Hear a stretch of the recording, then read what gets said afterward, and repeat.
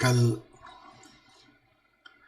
एक बहुत ही प्यारे संत, बहुत ही प्यारे सदगुरु शरीर से मुक्त हुए। वियतनाम में बुद्धिस्ट ज़ेन मास्टर, नाम मेरे को आज तक प्रोनाउंस करना नहीं आता, तो मुझे नहीं पता कि वो ठीक है कि नहीं, वो थिक है या थिच है, वही नहीं मुझे समझ में आता। तो थिक नाथ, हाँ ऐसा कुछ तो भी नाम है, आप लोग खोज लेना इंटरनेट पे।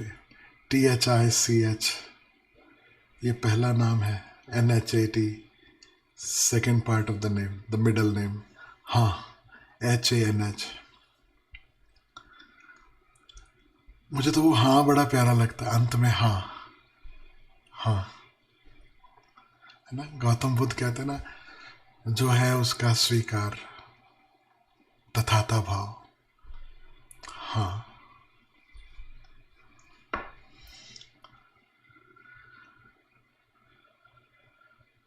पूरी शिक्षा उनकी श्वासों पर आधारित, पूरी शिक्षा उनकी जो है उसे महसूस करने पर आधारित, to feel that which is. और मैं आपसे कहूं, कोई कहे to be aware of something, to be a witness, या हम कहें कि टू फील,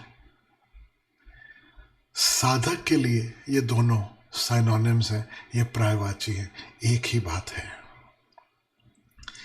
जो है उसके प्रति पूर्णता मौजूद होना, जो है उसे पूर्णता महसूस करना, उसके प्रति पूरी तरह जीवंत होना। साक्षी भाव इससे जुदा नहीं है, इससे अलग नहीं है। साक्षी भाव का अर्थ यह नहीं है कि हम कुछ महसूस ही ना करें, कि हमें कुछ खबर ही ना पड़े। साक्षी भाव का अर्थ है कि जो है वह पूर्णता मौजूद हो और उसके संग हम भी पूर्णता मौजूद हो। तो बड़ा कॉन्ट्राडिक्टरी जैसा लगता है, पूरी तरह मौजूद होना और पूरी तरह अलिप्त होना,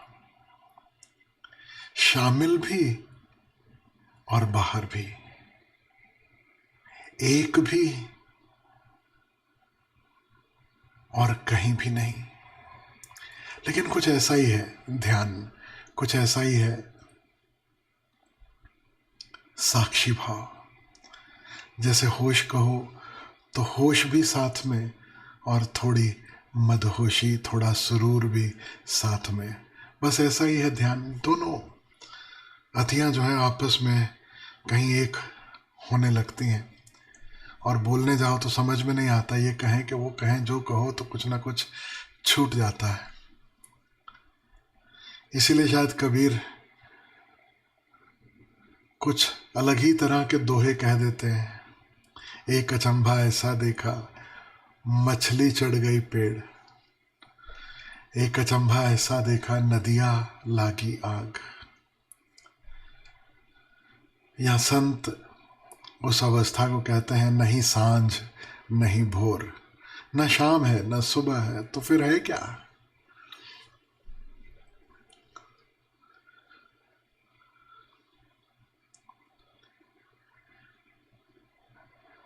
तो थिक नाथ, हाँ, इनका जो पूरा का पूरा संदेश है, दो बात, सिर्फ दो बात, जो है उसके प्रति पूरी तरह मौजूद, उसे महसूस करो। और दूसरा, जब लगे कि थोड़ा फिसल गए, जब लगे कि थोड़ा लिप्त होने लगे, जब लगे कि थोड़ा इन्वॉल्व होने लगे, तब श्वास पर लौट आओ, तब श्वास पर लौट आओ। गौतम बुद्ध द्वारा दी गई सर्वाधिक महत्वपूर्ण ध्यान विधि विपश्यना। शुरुआत तो शिव से होती है, उसकी चर्चा फिर कभी करेंगे। शिव द्वारा दी गई 112 विधियों में से सबसे पहली विधि विपस्सना है, और अगली 4 विधियां भी विपस्सना के ही विभिन्न प्रयोग हैं, थोड़ी वेरिएशंस के साथ में। तो अभी चूंकि गौतम बुद्ध ने इस युग में विपश्यना को खूब प्रचलित किया, तो ओशो ने विपश्यना के बारे में हमें जो समझाया, वो दोनों पहलू ओशो समझाते हैं। ओशो जब विपश्यना के बारे में समझाते हैं तो कहते हैं कि 3 ढंग से विपश्यना की जा सकती है, 3 ढंग से विपश्यना में हुआ जा सकता है। पश्यना यानी देखना, टू वॉच, टू सी, और Vipassana to look inwards, to look inwards. जैसे विपरीत देखना, दृष्टि का लौट आना अपने पर, ऐसा कुछ विपश्यना। ओशो कहते हैं एक तो ढंग है विपश्यना का कि आप 3 तल पर देखना शुरू करो, होशपूर्ण होना शुरू करो। वो 3 तल बार बार ओशो के वचनों में आते हैं, शरीर, मन, हृदय। शरीर की जो भी क्रियाएं हो रही हैं उनके प्रति होश, मन में जो भी विचार चल रहे हैं उनके प्रति होशपूर्ण, और हृदय में जो भी भावनाएं, संवेदनाएं उठ रही हैं उनके प्रति होश, उनके प्रति जागरण। तो उसे कहते हैं एक तो ये ढंग है कि हम अपनी क्रियाओं के प्रति, अनुभवों के प्रति धीरे धीरे जागना शुरू करें, उनके प्रति होशपूर्ण होना शुरू करें। यही विपश्यना का एक रूप है। ओशो समझाते हैं एक बार गौतम बुद्ध का उदाहरण देकर कि गौतम बुद्ध चले जा रहे हैं और उनके माथे पर आके मक्खी बैठती है। गौतम बुद्ध ने मक्खी उड़ा दी और कुछ कदम आगे चले और ठहर गए, और फिर से उन्होंने हाथ ऐसे हिलाया जैसे मक्खी उड़ा रहे हों, और फिर चल पड़े। आनंद, जो कि उनके कजिन हैं, उनके शिष्य भी हैं, आनंद उनके साथ में है। तो आनंद पूछते हैं कि आपने ऐसा क्यों किया? मक्खी बैठी माथे पे, आपने उड़ाई, ये समझ में आता है, लेकिन जब मक्खी नहीं, जब मक्खी उड़ चुकी, फिर उसके बाद आप फिर से मक्खी उड़ाने की ये जो एक्टिंग कर रहे हैं, ये कुछ बात समझ में नहीं आई, इसका अर्थ क्या है? तो गौतम बुद्ध कहते हैं पहले मैंने सिर्फ मक्खी उड़ाई, और दूसरी बार मैंने मक्खी इस भांति उड़ाई जैसे उड़ानी चाहिए थी, यानी पूर्णता मौजूद होकर, होशपूर्वक। तो ओशो इस बात को और गहरे में जब समझाते हैं तो कहते हैं कि आप जब भी जो भी कर रहे हो, क्या उस समय आपको अपनी क्रियाओं का कोई होश रहता है? Start to become more and more aware of all the physical movements.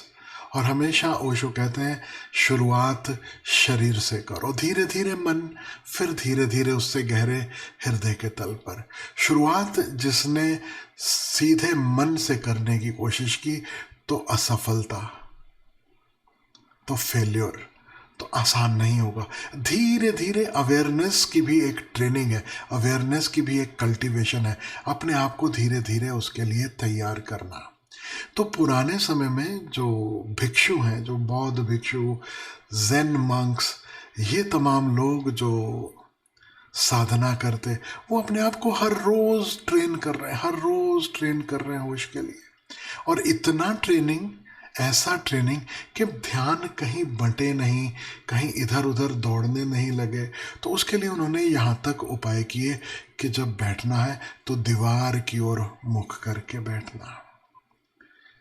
Monastery में, एक छोटे से आश्रम में जहाँ सिर्फ भिक्षु हैं और कोई भी नहीं, वहाँ कोई बैंड बाजे नहीं बज रहे, कोई म्यूजिक नहीं बज रहा, कोई पिक्चर नहीं दिखा रहा, कोई व्यापार की बात नहीं हो रही, कोई शेयर बाजार की बात नहीं हो रही, यहां तक कि आपस में कोई बात ही नहीं हो रही। बोलना भी हो किसी को कुछ तो पहले गुरु से आज्ञा लेनी पड़ती, फिर बातचीत होती। और शॉर्ट से शॉर्ट में वहां पर भी उन्होंने साधना की, दीवार की तरफ मुख करके बैठना, आंख खुले भी, सामने तो सिर्फ एक दीवार, कम से कम डिस्ट्रैक्शन। तो ओशो ने तो हमारे लिए ये सारा खेल बहुत बहुत बहुत सरल कर दिया। ओशो कहते हैं शरीर से शुरुआत करो, कुछ छोड़ना नहीं, किसी मोनेस्ट्री में जाने की जरूरत नहीं, कोई व्यापार छोड़ने की जरूरत नहीं, तुम जहां हो वहां शुरुआत करो। तो शुरुआत कहां से होती? सुबह जब आंख खुलती है वहीं से शुरुआत होती। जब आप करवट लेते हो तो होश हो कि मैंने करवट ली। जब आप उठकर बैठते हो, जब अपने पांव जमीन पर या चप्पल में रखते हो, उस समय होश हो कि मैंने पांव चप्पल में रखा। जब स्नान करने जाते हो तब होश हो कब आपने शावर चालू किया, उस पानी का स्पर्श,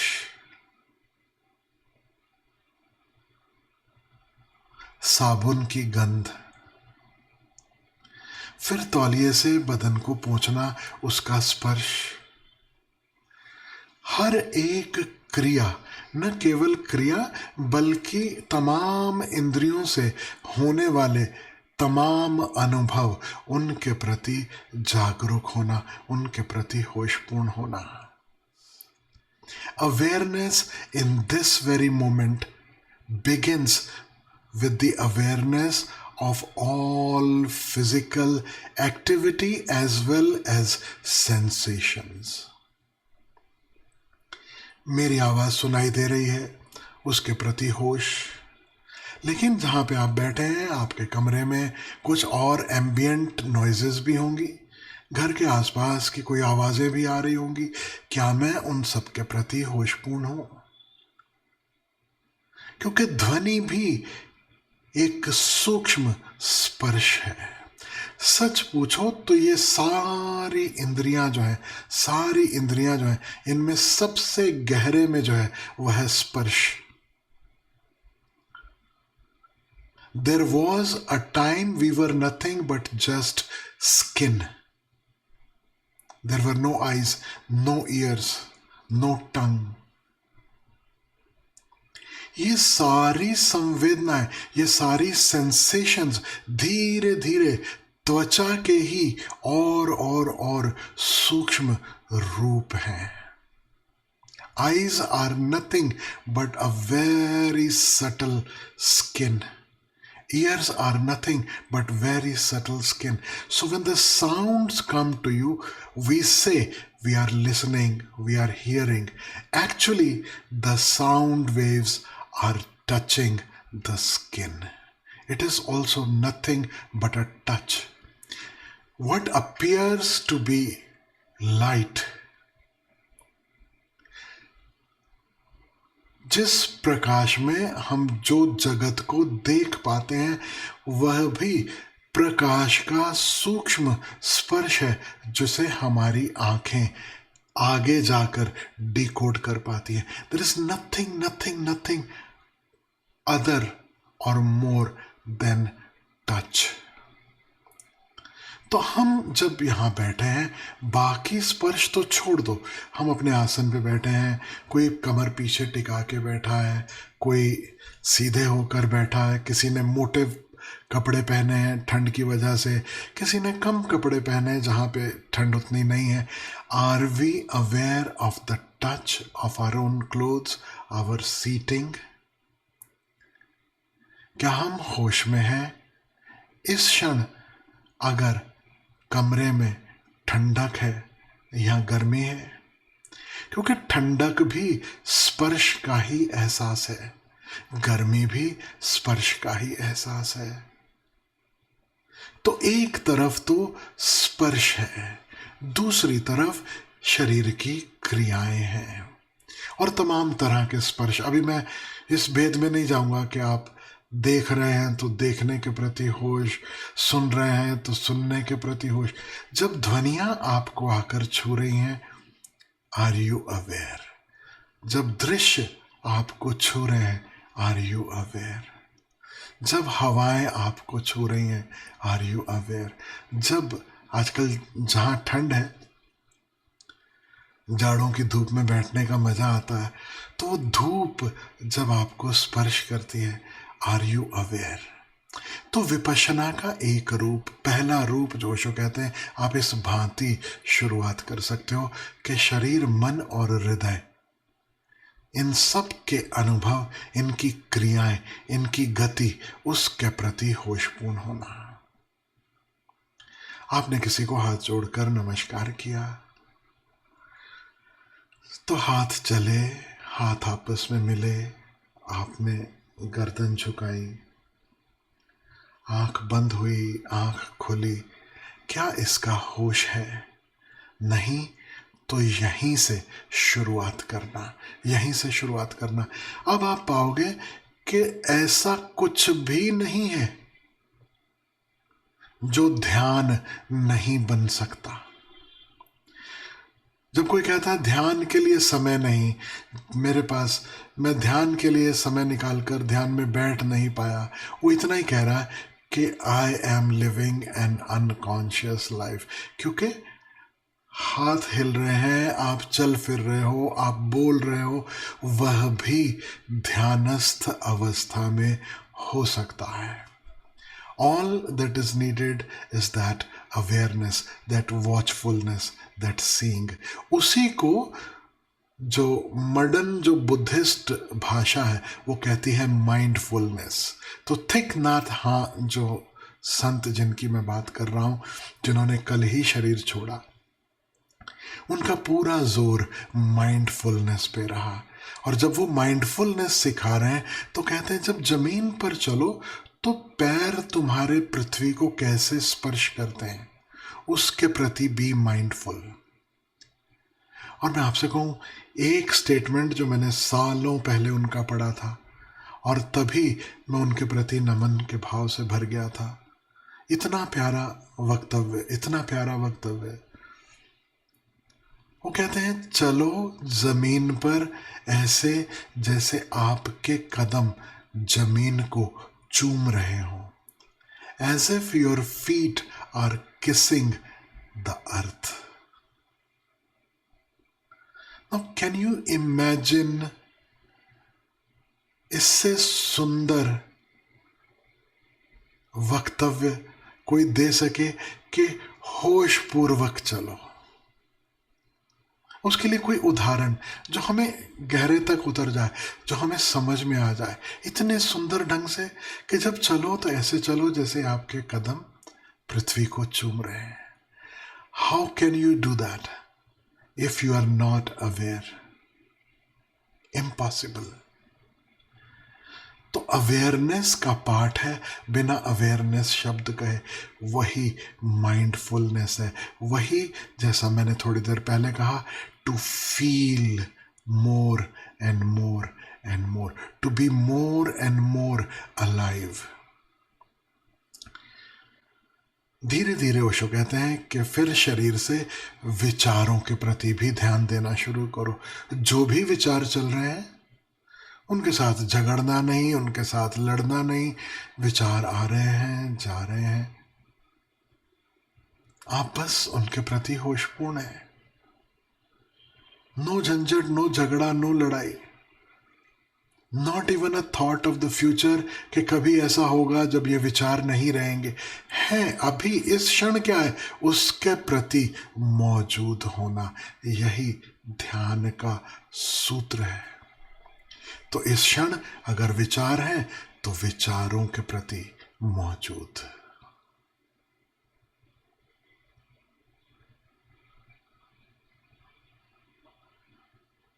और जब विचार नहीं है तो विचार शून्यता के प्रति मौजूद।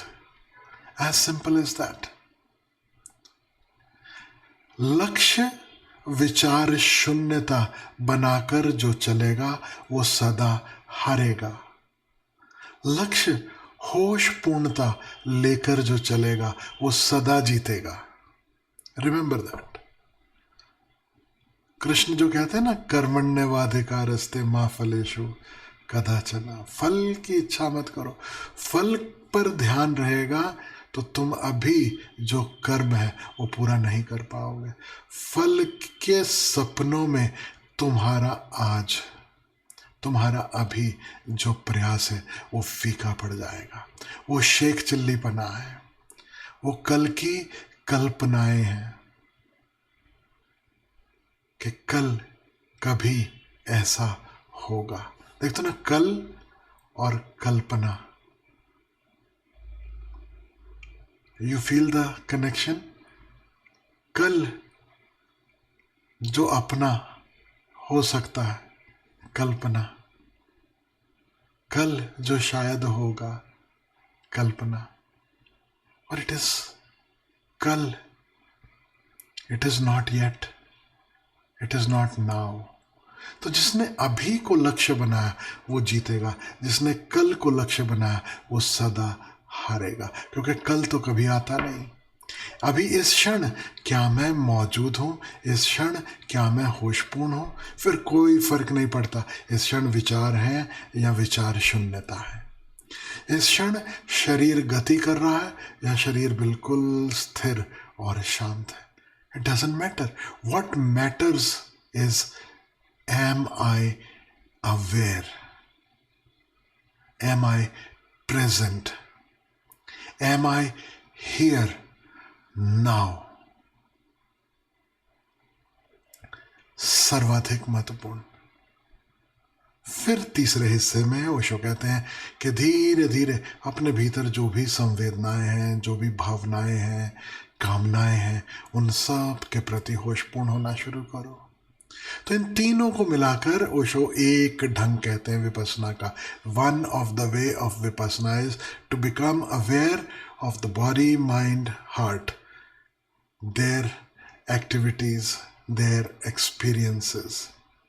और दूसरा ढंग है श्वास के प्रति होशपूर्ण होना, और वो भी दो हिस्सों में ओशो कह देते हैं। एक ढंग है श्वास के प्रति नासिकाग्र पर होशपूर्ण होना, नासिका को स्पर्श करते हुए श्वास जब भीतर जाती है उसके प्रति होशपूर्ण होना। सच कहूं तो श्वास का नासिका में स्पर्श, अंत फिर स्पर्श पर आ गया। All you are becoming aware of is the touch.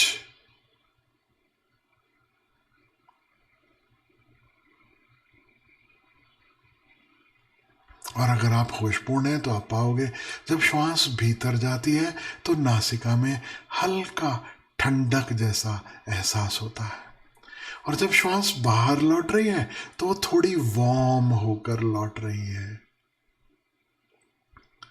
तो ओशो कहते हैं कई पुरुषों के लिए, खासकर पुरुषों के लिए, नासिका के माध्यम से श्वास पर ध्यान देना ज़्यादा आसान होगा, क्योंकि जो दूसरा ढंग है वो जरा पुरुषों के लिए कठिन है, महिलाओं के लिए आसान है। महिलाओं के लिए क्यों आसान है? क्योंकि महिलाएं माँ बन सकती हैं। महिला अपने पेट के प्रति, अपने नाभि केंद्र के प्रति ज़्यादा आसानी से होशपूर्ण हो पाती हैं। पुरुषों के लिए बहुत बहुत एक धारणा मन में बैठ चुकी है कि छाती चौड़ी और पेट पतला, शेर के जैसा आकार होना चाहिए। पुरुष का जो शरीर है, उसका जो आकार है वो शेर जैसा होना चाहिए। सच पूछो तो किसी बहुत ही डरपोक और किसी बहुत ही कमज़ोर आदमी की कल्पना है तो उसने देखा होगा कि सबसे स्ट्रांग कौन है, शेर। तो हमें भी शेर बनना, हमें भी शेर जैसा बनना। तो अब ऐसी कसरतें करो, ऐसे उपाय करो कि पेट कम से कम और ऐसा वी शेप बॉडी, शेर बनना।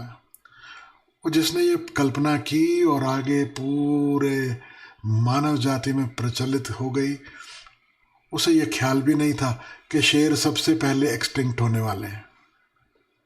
यू नो, शेर समाप्त हो गए पृथ्वी से, थोड़े बहुत टाइगर बचे, अभी सेव द टाइगर अभियान चलता है, तो ये सबसे पहले समाप्त हो रहे हैं। इसलिए जापान में ओशो कहते हैं बुद्ध या बुद्ध के मार्ग पर चलने वाले जो संत हैं उनकी मूर्तियां और भारत में जो बुद्ध की मूर्ति है वो बड़ा भेद है उनमें। भारत ही नहीं, वेस्ट में भी कहीं पे भी और जो बुद्ध की मूर्तियां हैं वो सारी ऐसी हैं, कमर पतली और छाती बड़ी। सिर्फ जापान एकमात्र ऐसी जगह है जहां पेट बड़ा है और भरे पूरे बुद्ध वहां पे आपको मिलेंगे। उसका कारण है, विश्व कहते हैं the natural way of breathing is through the belly. तो ये तीसरी विधि, तीसरा उपाय कि जब श्वास ले रहे हो तो नाभि के पास ध्यान हो, नाभि का फूलना, नाभि का पिचकना। जब श्वास भीतर गई तो पेट फूलता है और श्वास बाहर गई पेट थोड़ा पिचकता है, फिर श्वास भीतर गई पेट थोड़ा फूलेगा, फिर श्वास बाहर गई पेट थोड़ा पिचकेगा। क्योंकि औरतों के पास, महिलाओं के पास गर्भाशय है, क्योंकि उन्हें जन्म देने के लिए एक अवसर है। प्राकृतिक रूप से they are more in touch with their belly than men. बचपन में पुरुष और महिलाएं दोनों समान ढंग से अपनी बेली से जुड़े हैं, लेकिन धीरे धीरे पुरुष जो है, जैसी हमारी सामाजिक ट्रेनिंग रही, ये जो उलझाव के शरीर ऐसा होना चाहिए वैसा होना चाहिए, पुरुष धीरे धीरे ज्यादा ज्यादा ज्यादा खोपड़ी में चढ़ता गया, श्वास भी उथली होती चली गई। और जैसे जैसे हमारे समाज ने तरक्की की, जिसे हम कहते हैं तरक्की, कि जब महिलाएं भी सिर्फ बच्चे नहीं पैदा कर रही, सिर्फ घर बार नहीं देख रही, अब वो भी जॉब्स कर रही हैं, बिजनेसेस कर रही हैं, स्ट्रेटजीज बना रही हैं, जब उन्होंने भी मन का प्रयोग ज़्यादा करना शुरू किया, खोपड़ी का प्रयोग ज़्यादा शुरू करना किया, धीरे धीरे उनकी भी श्वास उथली होने लगी। लेकिन ओशो कहते हैं एक वक्त है, वो है रात का, जब आप ना पुरुष रह जाते हो ना स्त्री, जिस समय आपकी श्वास नेचुरल होती है, अपने आप आपका पेट फूलता और पिचकता है। दिन में उथली है श्वास, रात में गहरी है, क्योंकि पेट से जब श्वास लेते हैं तो उसमें गहरा विश्राम है। और छोटे बच्चों को देखो, छोटे से छोटे बच्चे को देखो तो एकदम मस्त पेट फूलता है पिचकता है, फूलता है पिचकता है। एक बार ये वाली बात मैं कह रहा था तो कोई डॉक्टर थे वहां पर, उन्होंने बोला स्वामी जी पर पेट तो सांस लेता ही नहीं, सांस तो फेफड़े लेते हैं, तो फेफड़े तो ऊपर ऊपर होते हैं, तो पेट से श्वास लेने की जब बात कहते हैं, ओशो कहते हैं, अन्य संत कहते हैं, तो इसका मतलब क्या हुआ? मैंने बोला इसका मतलब तुम उस छोटे बच्चे से पूछो जिसका पेट सहज ही फूल रहा, पिचक रहा है जब श्वास लेता है। अब तुम खोपड़ी से लाख सोचो कि फेफड़े यहीं तक हैं, लेकिन फेफड़े प्रेशर देंगे डायफ्राम को, डायफ्राम से आगे वो पेट फूलेगा ही। छोटे बच्चे ने कोई मेडिकल साइंस नहीं पढ़ी, 4-6 महीने का बच्चा, उसको सोए हुए देखो, थोड़ा सा खाते पीते घर का होना चाहिए, थोड़ा सा पेट होना चाहिए, देखो ऐसे पेट फूलेगा पिचकेगा, ऐसा पेट फूलेगा, ऐसे मस्त लगते हैं छोटे बच्चे जब वो श्वास लेते हैं। काश हम भी वैसे श्वास ले सकें। तो शो कहते हैं दूसरा ढंग है जिनके लिए आसान हो, जनरली महिलाओं के लिए ज़्यादा आसान है, लेकिन मैं आप सबसे कहना चाहता हूँ कि बहुत सारे पुरुष हैं जिनके लिए पेट से ज़्यादा आसान हो सकता है, और बहुत सारी महिलाएं हैं जिनके लिए उतना आसान नहीं होगा, क्योंकि they are so much into the mental work, mental activities. तो उनके लिए नासिका पर श्वास की ओर ध्यान ले जाना आसान होगा। तो प्रयोग करके देख लेना है कौन सा ज़्यादा भाए। तो विपस्सना यह 3 ढंगों से। और ओशो कहते हैं अगर 2 एक साथ कर सको तो अद्भुत, क्योंकि आपकी जो इंटेंसिटी है मेडिटेशन की वो और स्ट्रांग होती चली जाएगी। और अगर तीनों एक साथ कर सको तो और भी इंटेंसिटी हमारी मेडिटेशन में आ गई। लेकिन उतना ही करना है जिसमें तनाव ना हो। ओशो साथ ही साथ यह भी जता देते हैं कि विपस्सना कंसंट्रेशन का उपाय नहीं है। बहुत लोगों से जो भूल हो जाती है वो श्वास पर कंसंट्रेट करने लगते हैं। कंसंट्रेशन का रिजल्ट जो है, परिणाम जो है, वो सदा तनाव होगा, स्ट्रेस होगा और फाइनली नींद में ले जाएगा। रिमेंबर दिस, जब तनाव एक मात्रा से बढ़ जाता तो वो हमें नींद में ले जाता है।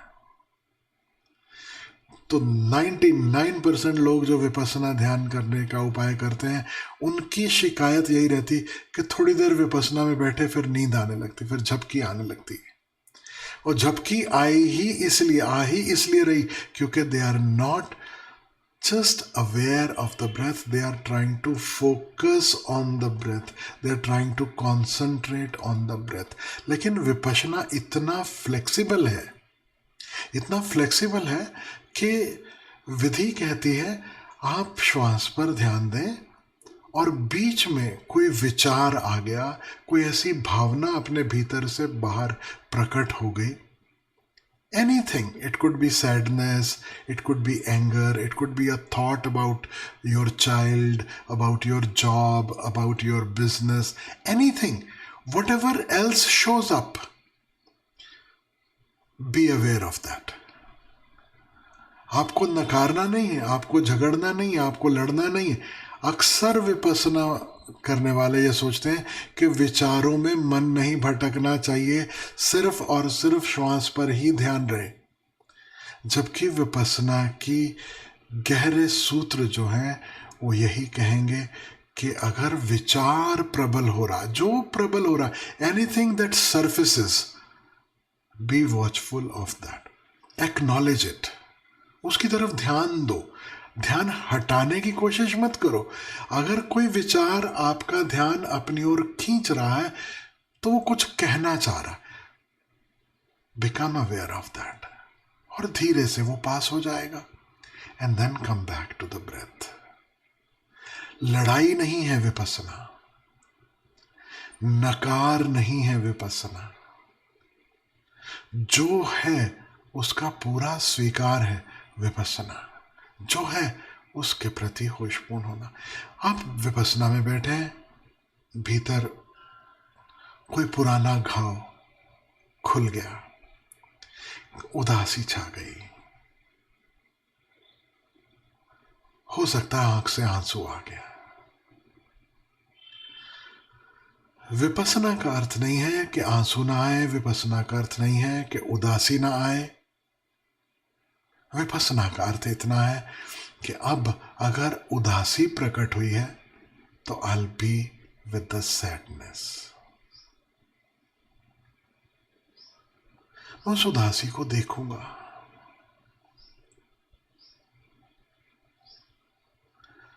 और जिसने भी देखा, जिसने भी देखने की कला सीख ली, वो पाएगा ये सब बादल हैं जो छट जाते हैं, ये सब धुंध है जो हट जाती है। थोड़ी देर का बादल, उदासी है, आंसू है, कोई स्मृति है। रिमेन प्रेजेंट और आप पाओगे यूं बादल डिसॉल्व हो गए। कैसा भी मूड हो, कैसी भी भाव दशा हो, यूं। आपने कभी बादलों को विसर्जित होते देखा है? Have you ever seen the clouds disperse? कभी देखना खुले आकाश में, आजकल का मौसम बड़ा अच्छा, नीला आकाश और सफेद सफेद बादल चलते हैं। एक जगह पर बादल दिखाई देंगे इकट्ठे घने, और जहां घने इकट्ठे सफेद बादल आपको दिखाई दे रहे हैं, उनको देखते रहो, उनको देखते रहो थोड़ी देर। इतना फुर्सत आजकल है नहीं लोगों के पास, लेकिन फिर भी थोड़ा समय निकालो और देखो उन बादलों को। आप पाओगे वो बादल आकार बदल रहे हैं। अभी कुछ दिख रहा था, अभी कुछ और दिखने लगा, अभी कुछ और रूप ले लिया, अभी कुछ और रूप ले लिया। और एक और बहुत महत्वपूर्ण बात आप पाओगे कि वो बादल धीरे धीरे जैसे डिस्पर्स हो रहे हैं। कहाँ? उसी एम्प्टी ब्लू स्काई में।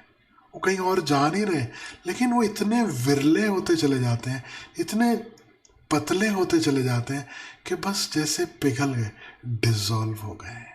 कहाँ गए? ढूंढते रह जाओगे। ऐड है ना सर्फ एक्सेल का, दाग ढूंढते रह जाओगे।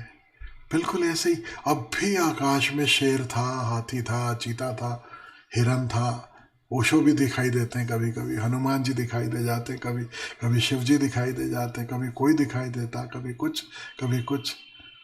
अब भी है, और अभी ढूंढते रह जाओगे। आप पाओगे जैसे बाहर के आकाश में बादल हैं, ऐसे ही मन के बादल हैं। विचार, भावनाएं, इमोशंस आती हैं, घेर लेती हैं। तुम टिके रहो, तुम देखते रहो। जैसे आकाश के बादलों के साथ आप लड़ते नहीं, आप आग्रह नहीं करते अब जल्दी जल्दी विदा हो, कुछ भी करते हो, zero, nothing, you just watch. हकीकत तो यह है कि आप नहीं भी देखो तो बादल विदा हो जाएगा। आपने नोटिस किया कितने बादल बनते हैं और विदा होते हैं इस आकाश में। आकाश को, बादलों को परवाह भी नहीं कि आप देख रहे हो कि नहीं देख रहे हो। ठीक वैसे ही अपने अंतर आकाश में, अपने मनस पटल पे, अपने चित्त पर अनेक बादल आते हैं, चले जाते हैं। कितनी बार बिना कुछ किए बादल आ गए और विदा हो गए। रात को सो गए, सुबह उठे, रात गई, बात गई, भूल ही गए किस बात पे झगड़ा हुआ था, किस बात को लेके तनाव था, किस बात को लेके मन खराब था। लेकिन जो मूर्छा में विदा हुए वो फिर घिर के आते हैं, वो फिर घिर के आते हैं। जो होश में देखते हुए, जानते हुए विदा हुए, वो सच में हवा हो जाते हैं, वो सच में हवा हो जाते हैं। फिर वही का वही बादल कभी लौट कर नहीं आता। फिर ऐसा समझो कि वो घाव जिसके कारण उदासी थी वो हील होना शुरू हो गया। Healing happens out of awareness. उसके बिना हीलिंग नहीं है, उसके बिना मुक्ति नहीं है। मुक्ति के लिए होश अनिवार्य है। आप घाव से मुक्त होना चाहते हो, उदासी से मुक्त होना चाहते हो, किसी से भी मुक्त होना चाहते हो, उसके लिए होश अनिवार्य है। हाँ, you wanted to just pass for some time and come back again, तो फिर बेहोशी चाहिए। फिर बेहोश हो जाओ और जैसे आंधी आई, आप सब लपेट लपाट के बैठ गए, आंधी चली गई, फिर थोड़ी देर की शांति और फिर से आंधी आएगी, फिर से तूफान आएंगे। लेकिन होश पूर्वक अपने भीतर के तूफान, अपने भीतर की आंधी को जिसने अपने सामने विसर्जित होते देखा, अब कोई आंधी उसे दोबारा वैसे नहीं पकड़ पाएगी जैसे पहली बार पकड़ी। और एक दिन ऐसा आएगा, it will be a child's play. ये बादल आया, अब देखोगे वो बेचारा घना भी नहीं हो पाया, ये तैरते तैरते निकल गया। As simple as that.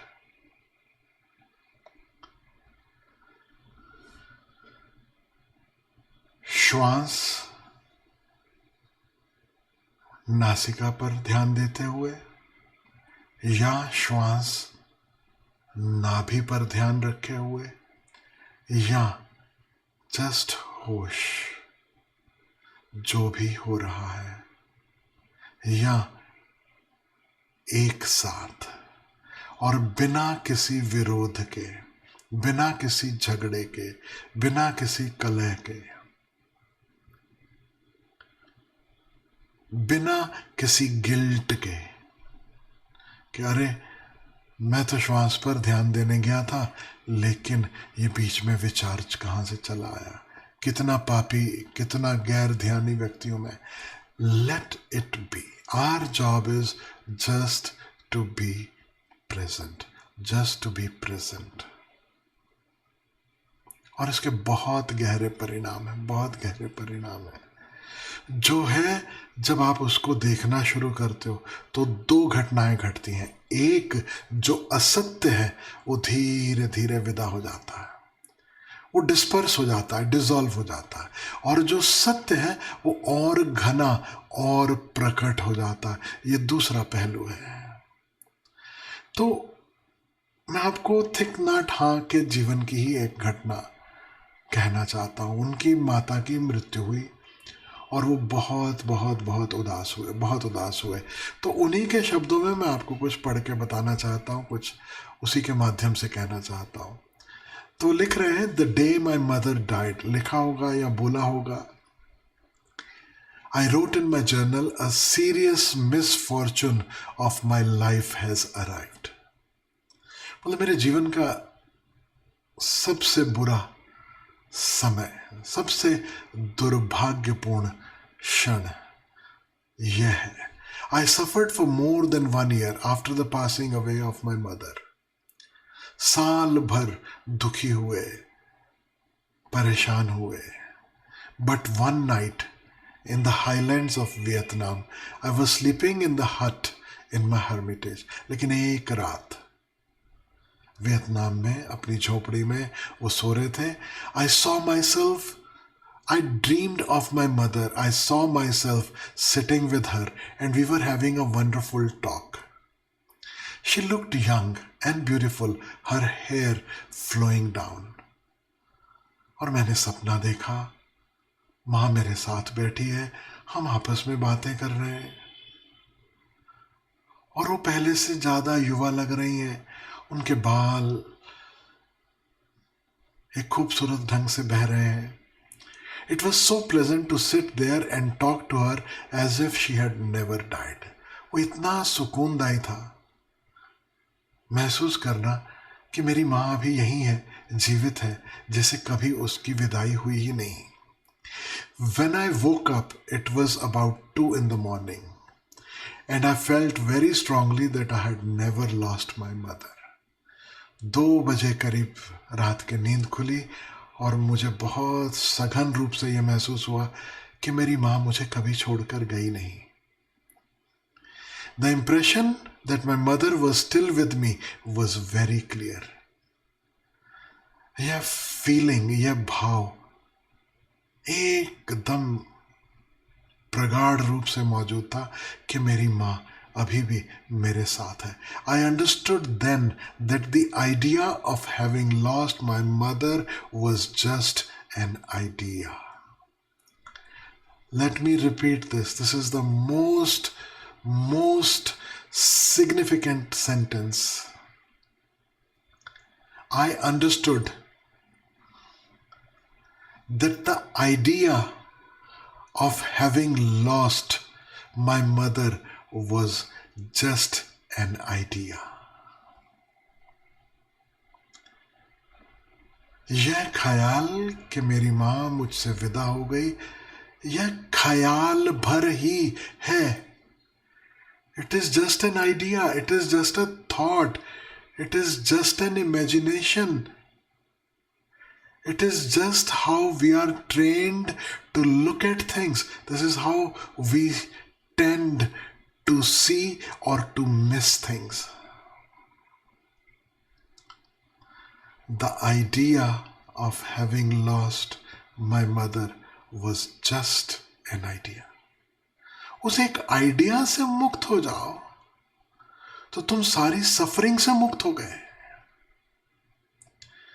तुम इस ख्याल से, इस विचार से मुक्त हो जाओ कि I have lost my loved one. अब वो माँ हो, पिता हो, जो भी हो जीवन में, उस आइडिया से मुक्त हो जाओ तो तुम मुक्त हो जाते हो। It was obvious in that moment that my mother is always alive in me. और मुझे यह स्पष्ट हो गया कि मेरी माँ मुझ में जीवित थी।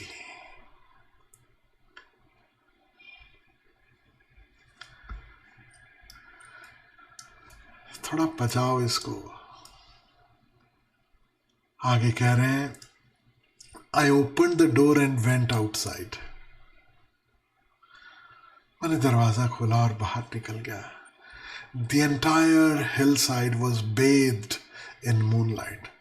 वो सारी छोटी छोटी पहाड़ियां, उन पे चांदनी फैली हुई थी, जैसे वो चांदनी में स्नान कर रही हो।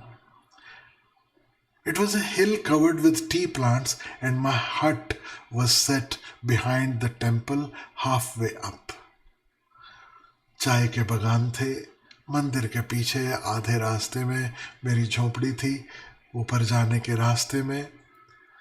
Walking slowly in the moonlight through the rows of tea plants, I noticed my mother was still with me.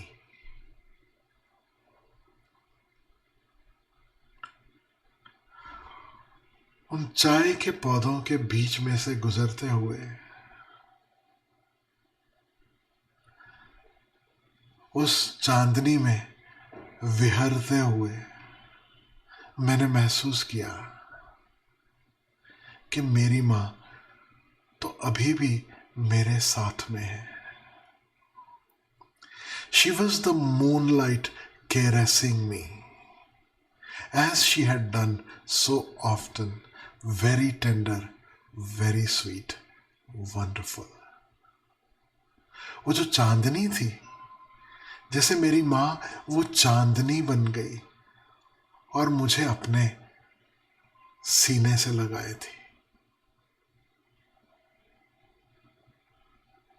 जैसा कि वो स्वयं कभी लगाती थी। इतना सॉफ्ट, इतना sweet. Each time my feet touched the earth, I knew my mother was there with me. I knew this body was not mine, but a living continuation of my mother. यह शरीर सिर्फ मेरा शरीर नहीं था, यह मेरी माँ का ही जीवित रूप जैसे कंटिन्यू कर रहा हो, वही चल रहा है। और सिर्फ माँ का नहीं, and my father and my grand parents and great grand parents of all my ancestors, मुझसे पहले जितने भी हुए, वो सब जैसे मेरे शरीर के माध्यम से उस समय चल रहे थे, वे ही चल रहे हैं। Those feet that I saw as my feet were actually our feet. जिन्हें मैं अपने पैर समझ रहा था, वो अपने नहीं, वो हमारे पैर थे। आपने कभी इस ढंग से सोचा भी, कभी देखा भी कि हम किसका अंश हैं, वो किन का अंश है, फिर वो सब किन का अंश है? वहीं से हम चले आ रहे, वहीं से चले आ रहे, वहीं से आज इस शरीर के माध्यम से भी वो ही लाइफ कंटिन्यू कर रही है।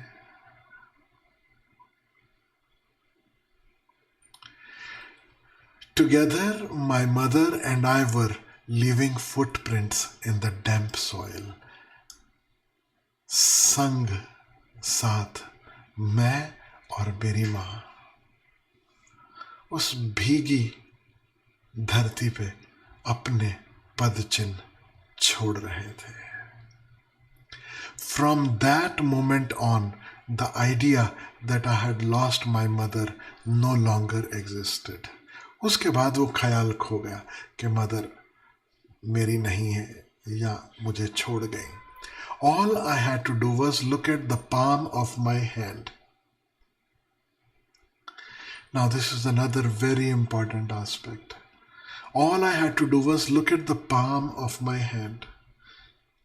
क्या ये मेरे हैं?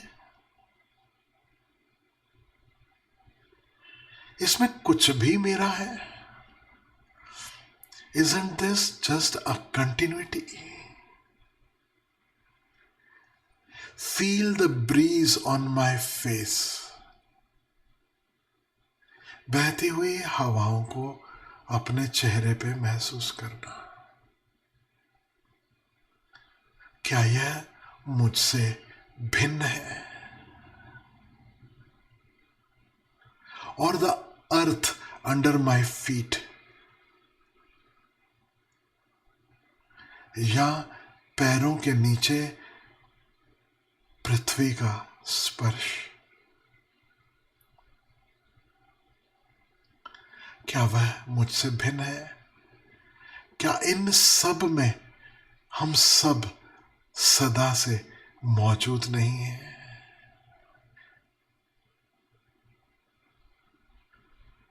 To remember that my mother is always with me, available at any time. मैं आपसे कहूं, it is not just about his mother or our loved ones. अंततः हम सब उस एक के ही अंश हैं. We carry the universe within us. We carry the universe around us. जितना ज्यादा संवेदनशीलता से, जितना ज्यादा होशपूर्वक हम महसूस कर पाते हैं,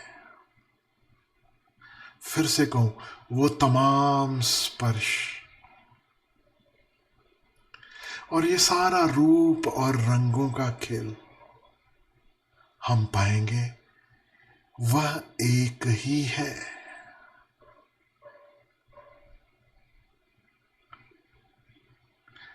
कहीं कोई दूसरे से भिन्न नहीं है. There is just this immense oneness.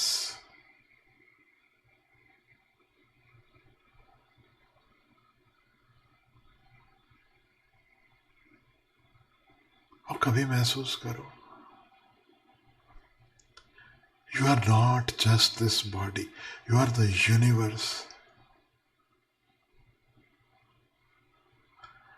Gita में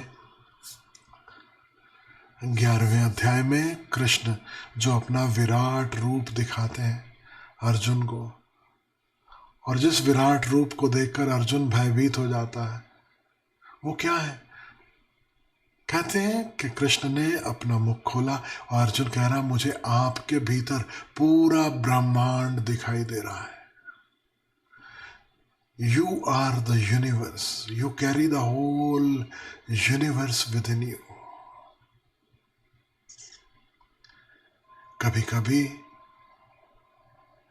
कुछ समय के लिए सही, कुछ क्षणों के लिए सही, वह दिव्य दृष्टि हमें मिल जाती जहां यह एहसास होता है कि जैसे सारा ब्रह्मांड सद्गुरु में समाया है. और कभी इसकी भी झलक मिलती, वह सारा ब्रह्मांड मुझ में समाया है. अहम ब्रह्मास्मि. सब मैं ही हूं. सब मेरा ही विस्तार है. सब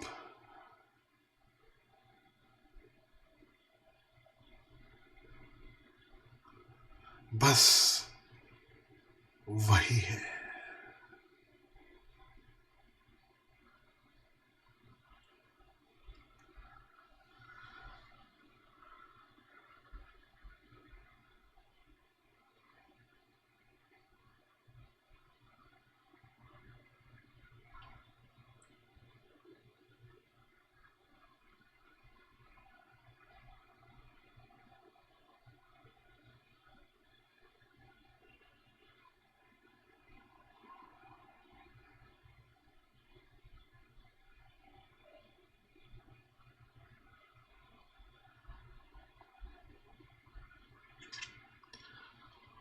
और real compassion is born only when you realize there is no other.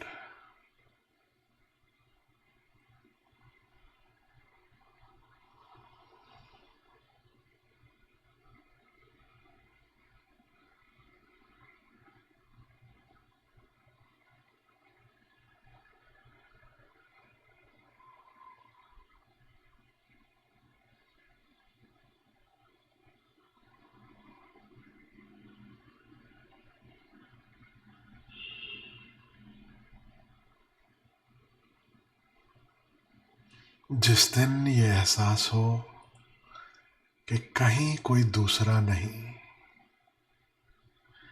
तभी वास्तविक करुणा का जन्म होता है।